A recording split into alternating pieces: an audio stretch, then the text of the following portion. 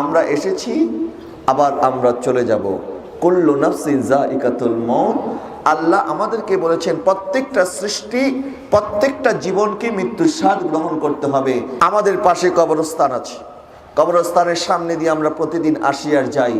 যারা এক সময় আমাদের সাথে চলতো, এক সময় আমাদের সাথে আমাদের সাথে নামাজ আদায় করত, একসাথে যাদের হাত ধরে মাহফিলে আসতেন, গত 40 বছর যাবত কত ওলামা ইকরাম এই মাহফিলে এসেছেন, সবাইকে এখন দুনিয়াতে আছেন? কত মুসল্লি উপস্থিত হয়েছেন, সবাইকে দুনিয়াতে আছেন? নাই। আজকে আমরা আছি, আগামী দিনে আমরা থাকবো না, আমাদের সন্তানরা আসবে। আজকে আমি আর আপনি চলে যাব। অনেকে যখন মারা যাওয়ার পরে, আমরা যখন মারা যাব, আমরা অনেকে আমাদের বাবার কবর চিনি, অনেকের দাদার কবর চিনি, কিন্তু পরদাদার কবর কয়জন আমরা চিনি? আমাদের পূর্বপুরুষদের কবর আমরা কয়জন চিনি? আমরা তো জানিও না ওনাদের কবর কোথায় আছে। একদিন আমাদেরকেও এইভাবে আমাদের পরবর্তী প্রজন্ম ভুলে যাবে, তারাও আমাদের কবর কোনটা সেটাও জানবে না। পেয়ারে হাজরিন, 2 দিনের মাত্র দুনিয়া, কিন্তু এই দুনিয়ার রং তামাশা, এই দুনিয়ার চাকচিক্য, এই দুনিয়ার আলো, এই দুনিয়ার ভোগ বিলাসিতা, এই দুনিয়ার টাকা পয়সা, আমরা এমন ভাবে দুনিয়াতে বসবাস করছি, মনে হয় না আমরা কোনোদিন মারা যাব। আমাদের কাজকর্ম, আমাদের চলাফেরা, আমাদের উঠা বসা, আমরা আখিরাতের জন্য কি তৈরি করছি? আল্লাহ সুবহানাহু ওয়া তাআলা ইরশাদ করছেন, ইয়ালামুনা যাহিরাম মিনাল হায়াতিদ দুনিয়া ওয়া হুম আনিল আখিরাতি হুম গাফিলুন। তাদের আমল দেখলে মনে হয় তারা দুনিয়ার দুনিয়াতে এমন ভাবে লিপ্ত, দুনিয়ার চাকচিক্য তাদেরকে এমন ভাবে গ্রাস করে ফেলেছে, আখিরাত সম্পর্কে তারা একদম গাফেল। এই আয়াত আল্লাহ নাজিল করেছেন যখন, তখন মুসলমানদের মধ্যে কেউ আখিরাত সম্পর্কে গাফেল ছিলেন না, প্রত্যেকে মৃত্যুর ভয় করতেন। এই আয়াত কোন মুসলমানদের জন্য নাজিল হয় নাই, এই আয়াত নাজিল হয়েছিল বিধর্মীদের জন্য, কাফেরদের জন্য, মুশরিকদের জন্য। কিন্তু কালক্রমে মুশরিকদের জন্য যে আয়াত নাজিল হয়েছিল, আজকে মনে হয় এই আয়াতটা মুসলমানদের জন্যই নাজিল হয়েছিল, কারণ মুসলমানদের ভিতরে এখন মৃত্যুর ভয় বলতে কিছু নাই। যদি মৃত্যুর ভয় থাকতো, আমি আর আপনি মারা যাব, এই ভয় আমাদের নাই। হ্যাঁ, আল্লামা গজ্জালী রাহমাতুল্লাহি আলাইহি বলেছেন, মানুষ মৃত্যুকে ভয় পায় 3 ভাবে। আমাদের অন্তরে মৃত্যুর ভয় যে নাই তা না, আমরা মরবো এটা আমরা জানি, আবার মৃত্যুর ভয়ও আছে। কিরকম? মানুষের অন্তরে 3 ধরনের মৃত্যুর ভয় থাকে। ইমাম গজ্জালী বলেন, এক ধরনের ভয় হয় যে আপনি অনেক কষ্ট করে কামাই রোজগার করলেন, এখন আপনি চিন্তা করছেন আমি যদি মারা যাই আমার সমস্ত কষ্ট তো বেকার হয়ে গেল, আমি তো আমার অর্থ সম্পদ এখনো ভোগ করতে পারবো না, আমি যদি মারা যাই আমার অর্থ সম্পদ কে খাবে? আমি এত কষ্ট করলাম, কামাই করলাম, এই ভোগ না করে যদি মরে যাই, এই ভয় অনেকে মৃত্যুকে ভয় পায় যে যদি মরে যাই তো ভোগ করতে পারবো না। আবার অনেকে মৃত্যুকে এই জন্য ভয় পায় যে আমি যদি হঠাৎ মারা যাই আমার স্ত্রী বিধবা হয়ে যাবে, আমার সন্তানরা এতিম হবে, আমার বাবা মা বেসাহারা হবে। আসলে এই 2 ধরনের ভয় কোনো ভয়ই নয়। ইমাম গজ্জালী বলেন, কিছু মানুষ মৃত্যুকে এই জন্য ভয় করে যে আমি যদি হঠাৎ মারা যাই আমি আল্লাহর দরবারে কি নিয়ে উঠবো? আমার আমলের পাল্লা তো শূন্য, আমার নামাজের পাল্লা তো শূন্য, আমার ইবাদতের পাল্লা তো শূন্য। আমি যদি মারা যাই তাহলে কি নিয়ে কবরে উঠব? আল্লাহর সামনে কি নিয়ে হাজির হব? কারণ কিয়ামতের ময়দানে তো আমাদেরকে প্রত্যেকটা জিনিস সম্পর্কে পাই টু পাই হিসাব দিতে হবে। আমরা যা আমল করি আমাদেরকে তাই দেওয়া হবে। আমরা প্রত্যেক দিন কত গুনাহ করি, গুনাহ থেকে বিরত থাকার জন্য কোনো চেষ্টাই আমরা করি না। কিন্তু অনেক মুসলমান আছে যারা ভয় পায় গুনাহ করার পরে, আল্লাহ আমি যে গুনাহ করলাম না জানি এই গুনাহ সহ আমাকে কবরে যাইতে হয়, আমি কি তওবা করে মরতে পারবো কিনা? অনেকে এই ধরনের ভয় করে। হ্যাঁ, এই ধরনের ভয় যদি আমাদের অন্তরে থাকে তাহলে বুঝবেন আপনার অন্তর, আপনার দিল, আপনার মন, আপনার হৃদয় যদি আল্লাহর ভয় কম্পন করে। আল্লাহ পাক বলছেন, ওয়ালিমান খাফা মাকামা রাব্বিহি জান্নাতান, যে আল্লাহকে ভয় করে তার জন্য আল্লাহ 2টা জান্নাত রেখেছে। সুবহানাল্লাহ। ওয়াম্মা মান খাফা মাকামা রাব্বিহি ওয়া নাহান নাফসা আনিল হাওয়া ফাইন্নাল জান্নাতা হিয়াল মাওয়া, যে আল্লাহকে ভয় করে আমার আল্লাহ তার জন্য জান্নাত রেখেছে। সুবহানাল্লাহ। আল্লাহ আমাদেরকে আযাব দিতে চায় না, আযাব দিয়ে কি করবে? আল্লাহ তো আমাদেরকে আযাব দেওয়ার কারণে আল্লাহর কোনো লাভ নাই, বরং আল্লাহ ক্ষমা করতে চায়। আলহামদুলিল্লাহি রাব্বিল আলামিন আর রহমানির রহিম। আল্লাহ তো রহমান, আল্লাহ রহিম, আল্লাহ তো চায় ক্ষমা করতে, কিন্তু ক্ষমার কতগুলি রাস্তা, দরজা আল্লাহ খুলে দিয়েছেন, আমরা ওই দরজা পর্যন্ত যাইতেই চাই না। এই যে একটি কিতাব কোরআনুল কারীম আল্লাহ আমাদের জন্য দিয়েছেন, এই কোরআনুল কারীমে 6666টা আয়াত আছে। আমরা কত বড় বড় নোবেল পড়ি, কত বড় উপন্যাস পড়ি, কত বড় বড় গল্পের বই আমরা পড়ে শেষ করে ফেলি, কিন্তু আপনার বন্ধু যখন আপনাকে বিদেশ থেকে একটা চিঠি লিখবে ইংরেজি ভাষায়, আপনি ইংরেজি ভাষা পড়তে পারেন না, এখন আপনি কি করবেন? আপনি ইংরেজি পড়তে না পারলেও যিনি পড়তে পারে তার কাছে যাবেন, ভাই আমি পড়তে পারি না, আমার বন্ধু কি লিখেছে আমাকে একটু বলেন, আমাকে একটু পড়ে শোনান, আমাকে একটু অনুবাদ করেন। তখন আমার বন্ধু আমাকে যখন ওইটা পড়ে শোনাবে, তখন আমাদের দিল ঠান্ডা হবে, না আমার বন্ধু কি লিখেছে এখন আমি বুঝতে পেরেছি। এখন আমার আল্লাহ যে 6666টি আয়াতের মধ্যে কতগুলি মেসেজ আমাদেরকে দিল, কতভাবে আমাদেরকে সতর্ক করলো, জান্নাতে যাওয়ার কত সুন্দর রাস্তা আল্লাহ আমাদেরকে বলে দিল, আপনি তো পড়তেই পারেন না, তো আপনি জানবেন কি করে? কিন্তু আমরা আমাদের বন্ধুদের চিঠি পাওয়ার পরে যেইভাবে জানার আগ্রহ, আল্লাহর পক্ষ থেকে কোরআনুল কারীম আল্লাহ আমাদের জন্য নাজিল করেছেন, এটা জানার জন্য আমাদের এতটা আগ্রহ নাই। কথা বলেন ঠিক কিনা? এটা জানার জন্য আগ্রহ নাই। আফসোসের বিষয় হচ্ছে আমরা তো মরবো, একদিন তো কবরে যখন আমরা যাব, আল্লাহ সুবহানাহু ওয়া তাআলা কি বলছেন? কুল্লু নাফসিন যায়িকাতুল মাউত ওয়া ইন্নামা তুওয়াফাউনা উজুরাকুম ইয়াউমাল কিয়ামা। তোমাদের প্রত্যেকটা আমলের জাযা কিয়ামতের ময়দানে আদায় করা হবে। তোমরা যা যা করেছো প্রত্যেকটা জিনিস যাররা যাররা পরিমাণ সেদিন হিসাব হবে। আমাদের আমলনামা মিজানের পাল্লায় তোলা হবে। সেদিন আমি মুখে চাপাবাজি করলে কোনো লাভ হবে না। প্যারে হাজরিন, এখন আমার হাতে সময় আছে, আমার হাতে হায়াত আছে, আমার এই সময় আমাকে আমল করতে হবে, আমাকে কিয়ামতের ময়দানের জন্য প্রস্তুত হতে হবে। হ্যাঁ, নবী এবং রাসূলগণ, আউলিয়া সালিহিন, বুজুর্গানে দ্বীনগণ, ওনারা সুপারিশ করবেন, কিন্তু ওনারা আমাকে সুপারিশ করবেন এই গ্যারান্টি আমাকে কে দিয়েছে? আমি সুপারিশ পাবো এই গ্যারান্টি তো আমার কাছে নাই। সুতরাং আমার তৈয়ারি আমাকেই করতে হবে। কথা বলেন না ঠিক কিনা?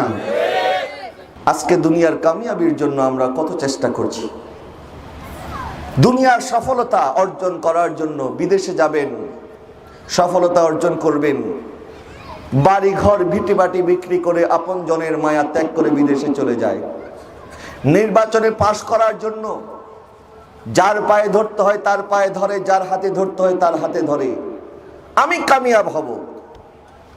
আমরা প্রত্যেকে চাই কামিয়াবি অর্জন করতে, কিন্তু আসল কামিয়াব কারা? আমরা কি একবার চিন্তা করেছি আসল কামিয়াব কারা?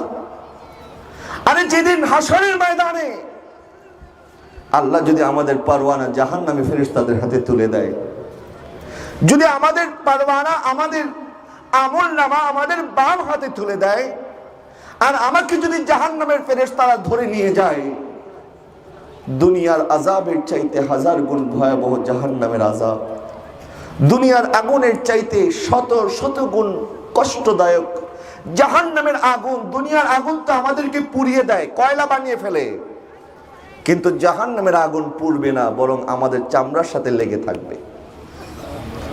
এক একজন মানুষের চামড়া 70 গজ মোটা মোটা হবে। আল্লাহ বলবেন, আমি এমন মোটা মোটা গজ, 70 গজ মোটা চামড়া তোমাদেরকে দিয়েছি যেন তোমরা 70 গুণ ভয়াবহ আগুন সহ্য করতে পারো। যখন আগুন আমাদের চামড়াগুলিকে গ্রাস করে ফেলবে, যখন আমাদের চামড়া পুড়ে যাবে আস্তে আস্তে করে, তখন আল্লাহ নতুন করে আবার চামড়া দিবেন।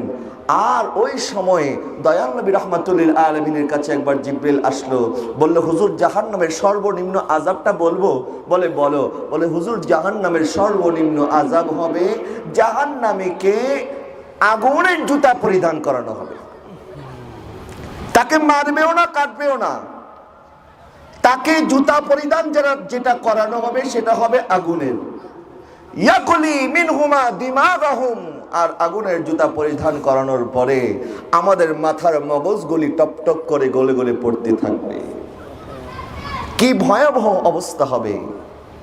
আমরা তো দুনিয়ার চাকচিক্য দেখে কবরের কথা কয়জন আমরা স্মরণ করি? নবী বলেন, তোমরা বেশি করে কবর জিয়ারত করো, কারণ কবর জিয়ারতে তোমাদের আখিরাতের কথা স্মরণ করিয়ে দেবে। আমরা কয়জন কবরস্থানে যাই? আরে আমাদের আগে যারা ছিলেন, বুজুর্গ যারা ছিলেন, যখন মানুষ মারা যেত এলাকার মধ্যে কান্নার রোল পড়ে যেত, বোঝা যেত না কার আত্মীয় মারা গেছে। আসলে আত্মীয়তার শোকে কাঁদতো না, বরং তারা এই শোকে কাঁদতো যে এই ব্যক্তি চলে গেছে, আমার যাওয়ার সময়ও হয়তো আর বেশি বাকি নাই। আর আমাদের সামনে মানুষ মারা যায়, মানুষকে কবরে রাখি, আবার আসার পরে যেই লাউ সেই কদু, যেমন আমার জীবন যাপন চলছে সেইভাবেই চলতেছি, মনে করেছি তার যাওয়ার সময় হয়ে গেছে, সে চলে গেছে, আমার তো যাওয়ার সময় এখনো হয় নাই, আমার হাতে অনেক সময় বাকি আছে। প্যারে হাজরিন, কুল্লু নাফসিন যায়িকাতুল মউত, প্রত্যেক প্রাণীকে মৃত্যুর স্বাদ গ্রহণ করতে হবে। ওয়া ইন্নামা তুআফাউনা উজুরাকুম ইয়াউমাল কিয়ামা, কিয়ামতের ময়দানে আমাদের প্রত্যেকের আমল আমাদের হাতে যখন তুলে দেওয়া হবে, আমরা আমাদের আমলনামা পড়ে যদি বলি, ইয়া ওয়াইলাতানা মা লিহাদাল কিতাবি লা ইউগাদিরু সাগীরাতান ওয়ালা কাবীরাতান ইল্লা আহসাহা, এখানে ছোট ছোট গুনাহ, বড় বড় গুনাহ, কোনো গুনাহই তো বাদ হয় নাই। সারাদিন কত গুনাহ করেছি আমরা, কোনো হিসাব আমাদের কাছে নাই। আমরা তো ভুলে গিয়েছি কত গুনাহ করেছি। কিরামান কাতিবিনা ইয়ালামুনা মা তাফআলুন, কিরামান কাতিবিন ভুলে নাই, সব কিতাবে লিপিবদ্ধ হচ্ছে। একদিন আপনার আমলনামা আপনিও পড়বেন, আর পড়ে পড়ে বলবেন, হায় হায় এত গুনাহ আমি করেছি।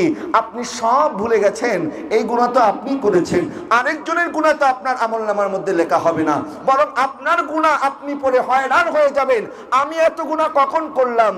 ওই দিন আপনার প্রত্যেকটা গুনাহ জাররা জাররা পরিমাণ হিসাব দেওয়া হবে। এরপরে আমার আল্লাহ পাক বলছেন, ফামান যুহজিহা আনিন নারি ওয়া উদখিলাল জান্নাতা ফাকাদ ফাজ। আরে আমরা তো দুনিয়ার কামিয়াবি অর্জন করার জন্য কত চেষ্টা করি, আরে আসল কামিয়াবি তো তারা অর্জন করতে পারবে যারা কিয়ামতের ময়দানে জাহান্নাম থেকে বেঁচে জান্নাতে চলে যাবে। সুবহানাল্লাহ, আসল কামিয়াব তারা। ফামান যুহজিহা আনিন নার ওয়া উদখিলাল জান্নাতা ফাকাদ ফাজ, তারা কামিয়াব যারা জাহান্নাম থেকে নিজেকে বাঁচাতে পারবে। আমরা দুনিয়াতে ভালোভাবে থাকার জন্য, কামিয়াবি অর্জন করার জন্য মানুষের জমি দখল করছি, ভাইয়ের গলা ভাই কাটতেছি, সামান্য ঝগড়া হয়েছে ভাইয়ের সাথে ভাইয়ের সম্পর্ক ছিন্ন করে দিচ্ছি। এটা যদি হয় আমাদের দুনিয়ার অবস্থা, আর আখিরাতে আমার অবস্থা কি হবে যখন কেউ কারো হবে না? ইয়াউমা ইয়াফিরুল মারউ মিন আখিহি ওয়া উম্মিহি ওয়া আবিহি ওয়া সাহিবাতিহি ওয়া বানিহি, যেদিন কেউ কারো হবে না। আজকে সামান্য জিনিসের জন্য আমরা কত কিছু করছি, আর সেদিন তো আপনজন আপনজনের শত্রু হয়ে যাবে, এমন অবস্থা হবে সেদিন। আজকে আমরা বিপদে পড়লে তো উদ্ধার করার জন্য বন্ধু বান্ধব পাওয়া যায়। হসপিটালে আপনার চিকিৎসা দরকার, আপনি একে ধরবেন তাকে ধরবেন, আপনি কোনোভাবে হসপিটালে চিকিৎসা করে চলে আসতে পারবেন। কিন্তু হাসরের ময়দানে যখন আপনি বিপদে পড়বেন, তখন ওই বিপদ থেকে কি করে উদ্ধার হবেন? হাসরের ময়দান হবে, নফসি নফসির আলম হবে। দয়াল নবী বলছেন, ওই অবস্থায় আল্লাহ 7 শ্রেণীর মানুষকে তখন নাজাত দান করবেন। 7 শ্রেণীর মানুষকে তখন আল্লাহর আরশে আজিমের নিচে ছায়া দান করবেন। ওই 7 শ্রেণীর মানুষের মধ্যে এক শ্রেণীর মানুষ হবে আশাবুন নাশা ফি ইবাদাতিল্লাহি, যেই যুবক যৌবন বয়সে ইবাদত বন্দেগী করেছে, আমার আল্লাহ তাকে নাজাত দিয়ে আরশে আজিমের ছায়া দান করবে। সুবহানাল্লাহ। আমাদের সেই ধরনের প্রস্তুতি নিতে হবে, কারণ সময় বেশি বাকি নাই আমল করার জন্য। দ্বিতীয় কোনো হায়াত আপনাকে দেওয়া হবে না। আরে আজকে যারা বিদেশে যায়, লটারি পেয়ে যায়, 25 লক্ষ টাকার লটারি জয় হয়েছে, আমাদের আনন্দের সীমা থাকে না, গলার মধ্যে মালা পরিধান করিয়ে দেই। আমাদের এলাকার সন্তান বিসিএস পরীক্ষায় পাস করেছে, আমাদের এলাকার সন্তান ডিবি লটারি পেয়েছে, আমাদের এলাকার সন্তান অমুক মেডেল জয় করেছে, আমরা কতটা আনন্দিত হই। না না না, কিয়ামতের ময়দানে আপনি কোন দেশে ছিলেন, কোন দেশের নাগরিক, কয়টা মেডেল পেয়েছেন, কয়টা সার্টিফিকেট আপনার আছে, এইগুলি কিচ্ছু দেখা হবে না। আল্লাহ আপনাকে দেখবেন। আল্লাহ যেই কারণে আপনাকে সৃষ্টি করেছেন, ওয়া মা খালাকতুল জিন্না ওয়াল ইনসা ইল্লা লিয়াবুদুন। আমরা কে কতটুক আমল করে দুনিয়া থেকে গিয়েছি, আমরা কে কতটুক নজরানা আল্লাহর দরবারে পেশ করেছি, আমার আল্লাহ সেটা আমাদের জন্য দেখবেন। জোরে বলুন না সুবহানাল্লাহ। আচ্ছা, আল্লাহ কি আমাদের ইবাদতের মুহতাজ? আল্লাহ আমাদের ইবাদতের মুহতাজ নয়। আমরা যদি স্ট্রাইক করি, হরতাল দেই, লং মার্চ দিন আমরা ইবাদত করব না, আল্লাহর কিছু আসবে যাবে? আল্লাহর কিচ্ছু আসবে যাবে না।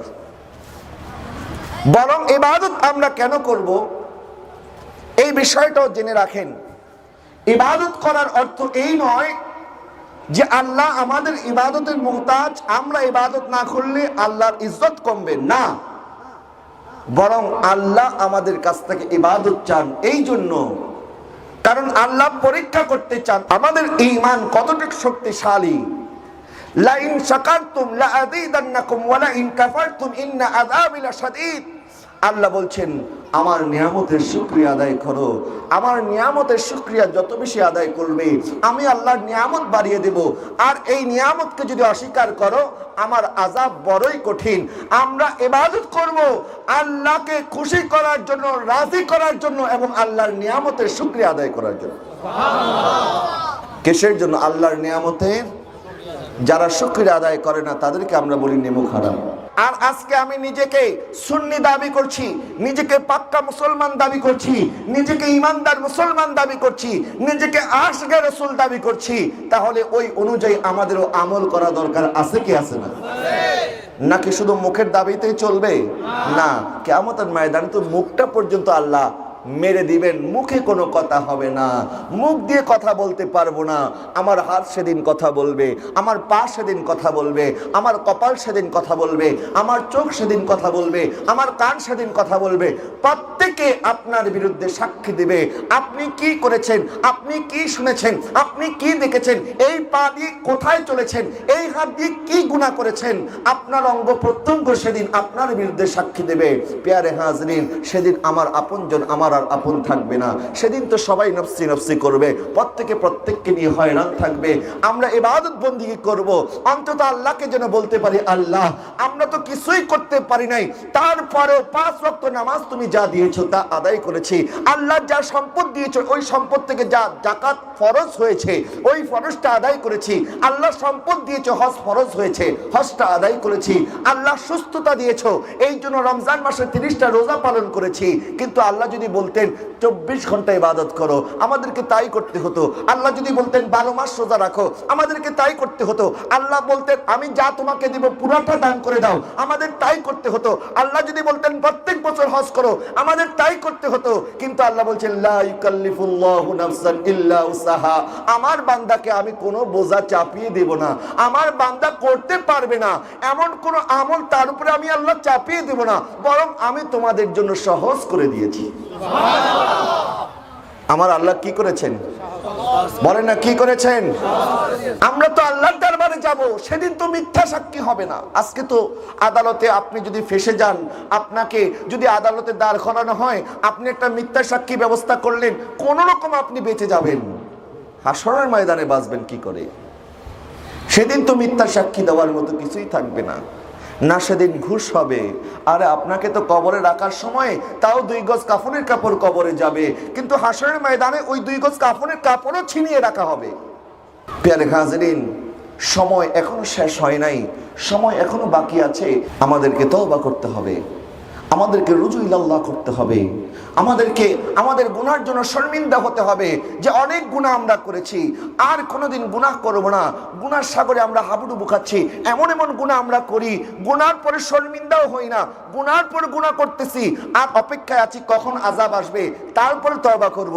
না না না, আযাব সব সময় আপনার রিজিক আল্লাহ কেড়ে নেবে, এর মাধ্যমে আযাব আসে না।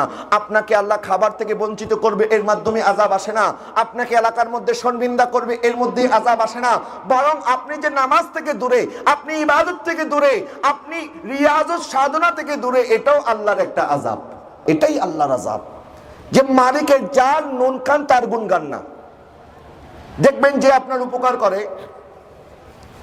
আপনি মনে করেন সে কথার কথা আপনার এলাকার মধ্যে কেউ একজন অনেক বড় একটা ডোনেশন দিছে, এলাকার মানুষ পাগল হয়ে যাবে, এই মানুষটা আমাদের জন্য এত কিছু করেছে, তাকে একবার প্রধান অতিথি করে দাওয়াত করতে হবে, তাকে একটা বিশাল সম্মাননা দিতে হবে, বিশাল প্রেস দিতে হবে। কিন্তু ওই মানুষটা যদি আপনাদেরকে সময় না দেয় বা আপনারা যদি ওনাকে সম্মানিত করতে না পারেন, নিজের মনের মধ্যেও একটা দুঃখ লাগবে, এই মানুষটা এত কিছু করলো আমরা তো কিছুই করতে পারলাম না। লাগবে কি না? তাহলে সামান্য উপকারের জন্য যদি আমরা আরেকজনকে সম্মানিত করতে চাই, তাকে তাজিম করতে চাই, তাকে সম্মানে ভূষিত করতে চাই, যে আল্লাহ আমাদের জন্য গোটা ভূখণ্ডকে, আমাদের জমিন, আমাদের বিছানা স্বরূপ আসমানটাকে আমাদের জন্য একটি ছাদ স্বরূপ এবং চতুর্পাশে যত ফসল ফলাদি বৃক্ষরাজি আছে, হালাল পশু পাখি আমাদের জন্য হালাল করেছেন, আমাদের 24 ঘন্টা শ্বাস নিঃশ্বাসের ব্যবস্থা করেছেন, ওই আল্লাহর জন্য আমরা কতটুকু সময় ব্যয় করি? নিজেকে নিজে একটু প্রশ্ন করেন, আমরা কতটা নেমু খারাপ? আমাদের চাইতে অকৃতজ্ঞ আর কি আছে? ইন্নাল ইনসানা লিরাব্বিহি লাকানুত। আল্লাহ বলেছেন মানুষ সবচাইতে অকৃতজ্ঞ তার প্রতিপালকের প্রতি। মানুষ তার প্রতিপালকের শুকরিয়া আদায় করে না। আমরা অকৃতজ্ঞ জাতি, আমরা গুনার পর গুনাহ করছি, অথচ আমাদের ভয়ই নাই যে আমরা গুনাহ করে আল্লাহর দরবারে কি মুখ নিয়ে দাঁড়াবো। হযরত জাফর আস-সাদিক রাদিয়াল্লাহু তাআলা আনহু, প্রত্যেক সিলসিলার শুরু হয় হযরত আলী থেকে, হযরত আলীর পরে ইমামে হুসাইন, ইমামে হুসাইনের পরে হযরতে আলী যাইনুল আবিদিন, এরপরে হযরতে বাকির, এরপরে হযরত জাফর আস-সাদিক। প্রত্যেকের সাজরার মধ্যে ওনার নাম পাবেন। নবীজির পঞ্চমতম অধস্তন পুরুষ, ওনার মুরিদানরা বসে আছে ওনার সামনে।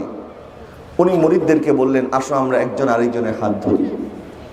সবাই সবার হাত ধরলেন, বললেন, আসো এখন আমরা ওয়াদা করি কিয়ামতের ময়দানে আমরা কেউ কাউকে রেখে জান্নাতে যাব না। বললেন, হুজুর এই কথা তো আমরা বলবো, আপনি আমাদের পীর সাহেব, আপনি আমাদের মুর্শিদ, আমরা আপনার পিছনে পিছনে যাব, আপনি আমাদেরকে নিয়ে জান্নাতে যাবেন। জাফর আস-সাদিক রাদিয়াল্লাহু তাআলা বলছেন, না, কিয়ামতের ময়দান বড় কঠিন ময়দান হবে, সেদিন নফসি নফসির আলম হবে, সেদিন কেউ কারো হবে না, সেদিন কি হয় এটা আমি বলতে পারবো। ওনাদের অন্তরে আল্লাহর ভয় ছিল, তাকওয়া ছিল, পরহেজগারিতা ছিল, যার কারণে এত ইবাদত করার পরেও ওনারা ভীত ছিলেন। আর আমাদের অন্তরে পরহেজগারিতা নাই, আমাদের অন্তরে আল্লাহর ভয় নাই, যার কারণে গুনাহ করার পরেও আমরা একবারও চিন্তা করি না এই গুনার পরিণতি কি হতে পারে। একদিন তো যেতে হবে, আমাদের বাড়ি, আমাদের গাড়ি, আমাদের অর্থ, আমাদের বিত্ত, আমাদের সহায়, আমাদের সম্পদ সব সেই জায়গায় থাকবে। দয়াল নবী বলেন, একজন মানুষের 3টা বন্ধু থাকে। 1 নম্বর বন্ধু যখন সে মারা যায়, ওই বন্ধুর সাথে সম্পর্ক সাথে সাথে কাট হয়ে যায়, ওই বন্ধুর নাম হচ্ছে তার সম্পদ। কারণ যখন আপনি মারা যাবেন, যেখানেই মারা যান, সম্পদের মালিক আপনার ওয়ারিসরা হয়ে যাবে। আপনার মালিকানা শেষ, আপনার সম্পদের মালিক হবে আপনার ওয়ারিস। 2 নাম্বার নবী বলেন, দ্বিতীয় বন্ধু হবে তার আপনজন, তার আত্মীয় স্বজন, যারা তার সাথে কবর পর্যন্ত যাবে। কবরে আপনাকে রেখে আবার চলে আসবে। আপনার সন্তান বলবেন, আমার বাবাকে ছাড়া তো আমরা একদিনও ঘুমাই নাই, আজকে একটা রাত বাবার সাথে কবরে থাকি। স্ত্রী বলবে না, আমার স্বামী কি করে এখানে থাকবে, আমি তো আমার স্বামীর পাশে বসবো। বলবে, না না, সবাই চলো, আর বসে থাকা যাবে না, তাড়াতাড়ি কবরস্থ করে আমাদেরকে রেখে আসবে।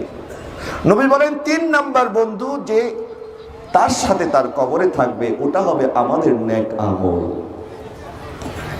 যেটা আমাদের কবরে আমাদের সাথে থাকবে, ওটা কি? আমাদের নেক আমল।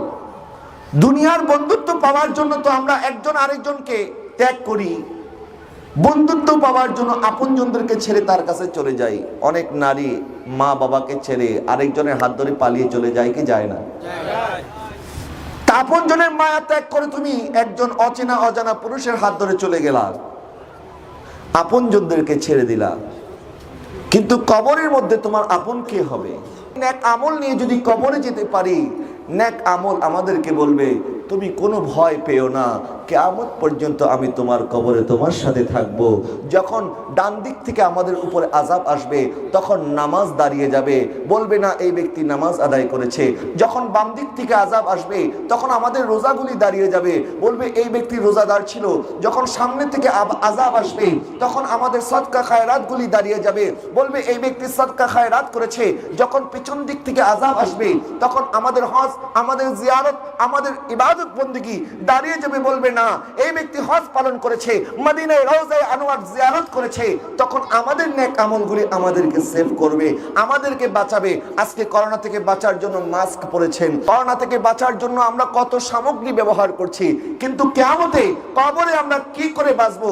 কি আমাদেরকে বাঁচাবে? আমাদের নেক আমল আমাদেরকে বাঁচাবে। আফসোস আমাদের জন্য, আফসোস আমাদের জন্য যারা কবরের তৈয়ারি করছি না, যারা দুনিয়ার তৈয়ারি তো করছি, দুনিয়া দুনিয়া করে আখিরাতকে ভুলে গিয়েছি।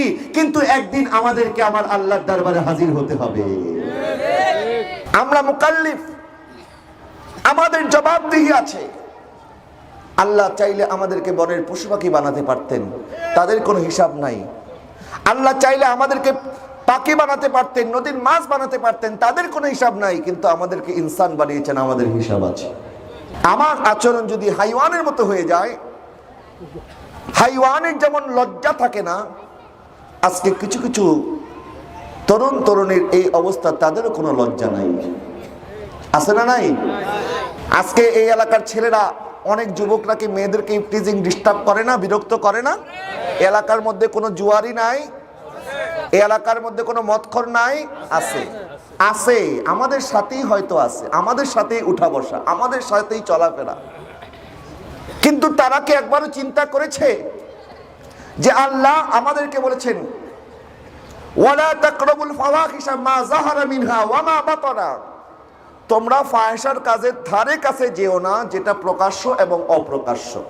মুফাসসিরিনে কেরাম বলেছেন মদ পান করা এটা হচ্ছে প্রকাশ্য ফাহিশা কাজ, কারণ মদ পান করলে মানুষ বুঝতে পারে যে এই ব্যক্তি নেশা করেছে। নেশা করলে নেশার একটা অবস্থা বোঝা যায়। আল্লাহ বলেছেন তোমরা নেশার কাছে যেও না। ওয়ামা বাতানা, যেটা গোপনে করা হয়। আজকে আমাদের গুনাহ এমন ওপেন হয়ে গেছে, গুনাহ করার জন্য এখন আর পার্টনারের প্রয়োজন হয় না, একা একাই গুনাহ করা যায়। আপনার হাতে একটা মোবাইল আছে, এই মোবাইলের মধ্যে গুনাহ করার সমস্ত সামগ্রী আছে। এই মোবাইলের মধ্যে আপনি চাইলে অনেক গুনাহ করতে পারেন নিজে। চতুর্দিকে দরজা জানলা বন্ধ, গুনাহ করার জন্য দ্বিতীয় কোনো ব্যক্তির প্রয়োজন নাই। আজকে আমরা গোপনে গোপনে এইভাবে গুনাহ করতেছি।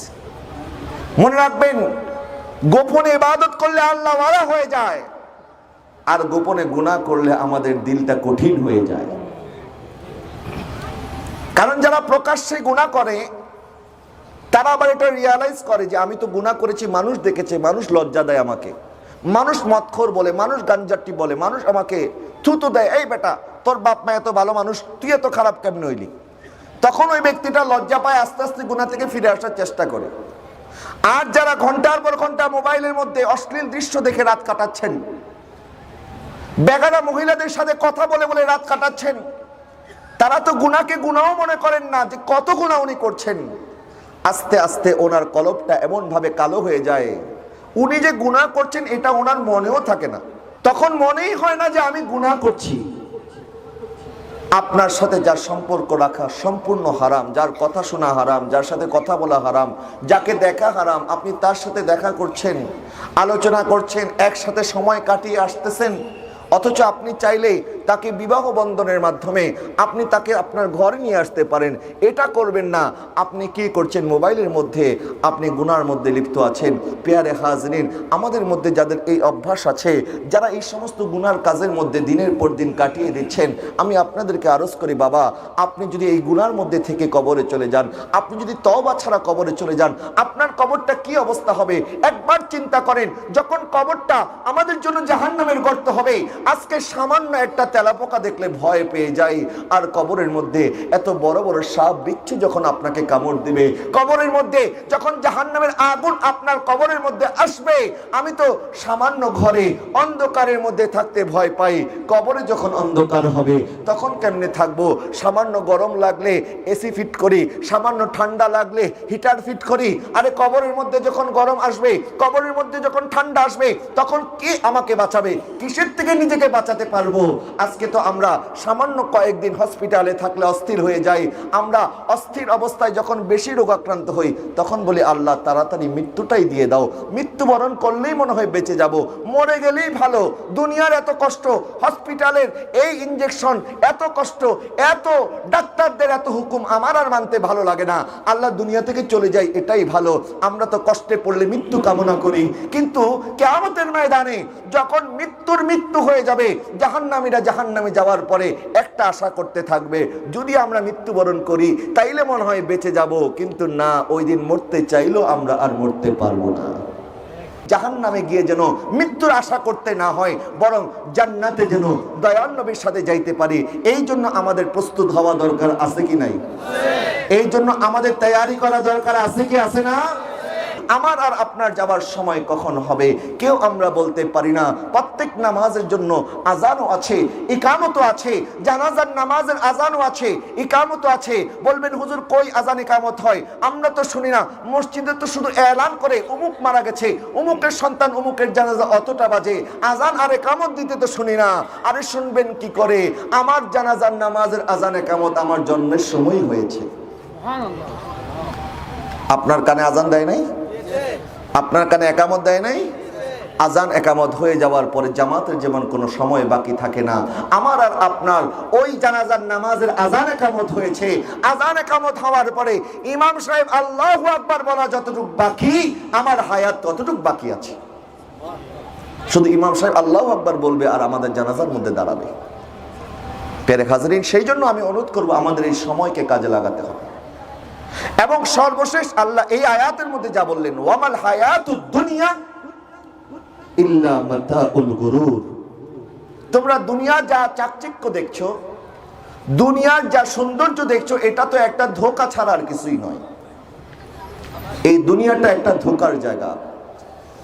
আমরা যার মায়াজালে, যাদের ভালোবাসায় আমাদের অন্তরটা আল্লাহ এবং তার রাসূল থেকে দূরে আছে,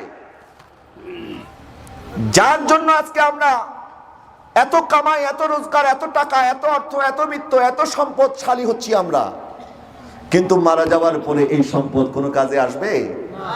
তা আল্লাহ বলেছেন ওয়ামাল হায়াতুদ দুনিয়া ইল্লা মাতাউল গুরুর। তোমার টাকা তো ব্যাংকে পড়ে আছে, কই তোমাকে তো সুস্থ করতে পারছে না। কত মানুষ আমরা দেখেছি চিকিৎসার অভাবে এই করোনার মধ্যে মারা গেছে, অথচ ব্যাংকে হাজার কোটি টাকা আছে। আছে না নাই? তো তাদের টাকা তাদেরকে বাঁচাতে পেরেছে? পারে নাই। পৃথিবীর মায়ার বন্ধন, আমাদের আত্মীয় স্বজন আমার যখন যাওয়ার সময় হবে, তাদের চোখের পানি আমাকে ধরে রাখতে পারবে না? পারবে না। আবার আমি যখন চলে যাব তাদের জীবনও থেমে থাকবে না, তাদের জীবনও থেমে থাকবে না। তারাও একদিন আমাদেরকে ভুলে যাবে, কারণ তাদেরকে তো দুনিয়াদারি করতে হবে।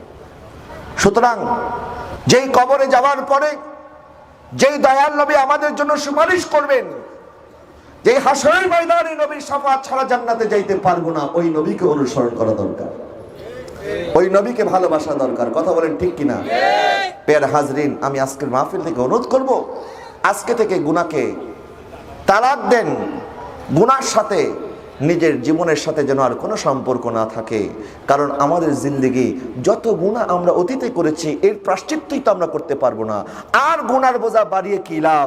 আমার আর আপনার গুনাহ যা আমরা করেছি, নবী সাল্লাল্লাহু আলাইহি ওয়াসাল্লাম বলছে একজন নেককার বান্দা কি করে নেক হতে পারে, একজন বান্দা কি করে আল্লাহওয়ালা হতে পারে। শোনেন, নবী হযরত আবু হুরায়রা রাদিয়াল্লাহু তাআলা বলছেন ইত্তাকিল মাহারিম তাকুন আবাদান নাস।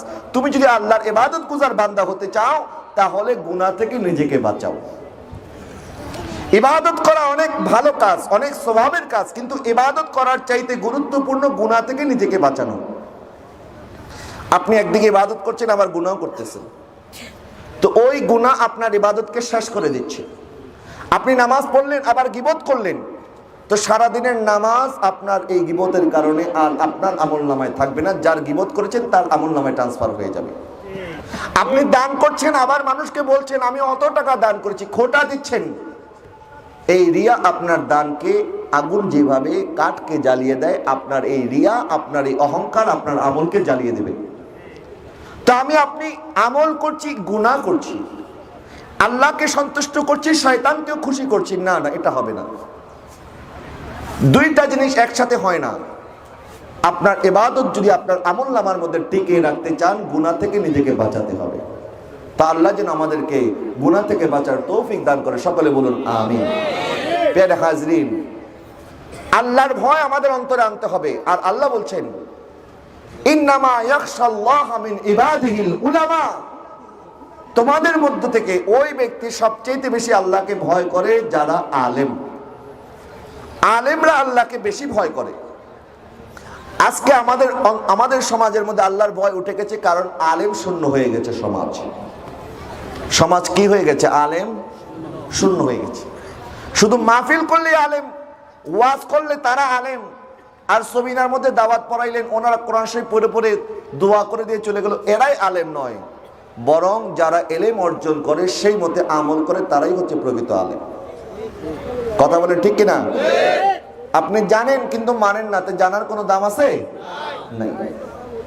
ওয়াজ মাহফিল অনেক শুনেছেন, প্রত্যেক রাতের মধ্যে ওয়াজ হয়, আর দূর দূরান্ত থেকে মানুষজন আসে ওয়াজ শোনার জন্য নয়, বরং বিনোদন নেওয়ার জন্য। আজকে আমাদের ওয়াজের মঞ্চগুলি বিনোদন কেন্দ্র হয়ে গেছে। এত ওয়াজ শুনতেছি, তারপরও আমাদের জীবনকে পরিবর্তন করতে পারছি না, কারণ আমাদের নিয়তের মধ্যে গড়বড়। আসেন মজা নেওয়ার জন্য, তা আপনি হেদায়েত হবেন কেমনে? আসছেন আনন্দ করবেন, সবার সাথে দেখা হবে। 40 বছর যাবত মাহফিল হচ্ছে, প্রত্যেক বছর মাহফিল করেন, চাঁদা কালেকশন করেন, সবার সাথে সবার দেখা হয়, আত্মীয় স্বজন দূর দূরান্ত থেকে আসে, এলাকার মধ্যে মাহফিল হচ্ছে, একটা গেট টুগেদার হয়ে যায়, দেখা সাক্ষাৎ হয়, বিরিয়ানি খাই, তারপরে ঘুমায় যায়, শেষ। এই যদি হয় মাহফিলের মাকসাদ, তাহলে 40 বছর নয়, আগামী 400 বছরও যদি করেন, তাহলে এই মাহফিলের কোনো দাম নাই। বরং আমাদের বুজুর্গানে দিনগণ যারা এই মঞ্চে এসেছেন, যাদের কদম পড়েছে এই মঞ্চে, ওনাদের নসিহতগুলি যদি আপনারা আমল করতে পারতেন, তাহলে এই এলাকার মধ্যে বেনামাজি খুঁজে পাওয়া যেত না। তো আপনারা আসেন ওয়াজ শোনার জন্য, ঘরের মধ্যে কি করবেন, বেকার বসে না থেকে চিন্তা করলেন একটু ওয়াজ শুনে, একটু হাসমু, একটু কানমু, একটু আনন্দ হবে, তারপরে আবার এসে ঘুমিয়ে পড়বো। আমাদের নিয়ত যদি এরকম হয়, হেদায়েত আমাদের কপালে জুটবে না। ইন্নামাল আমালু বিন্নিয়াত, প্রত্যেকটা কাজ নিয়তের উপরে নির্ভরশীল।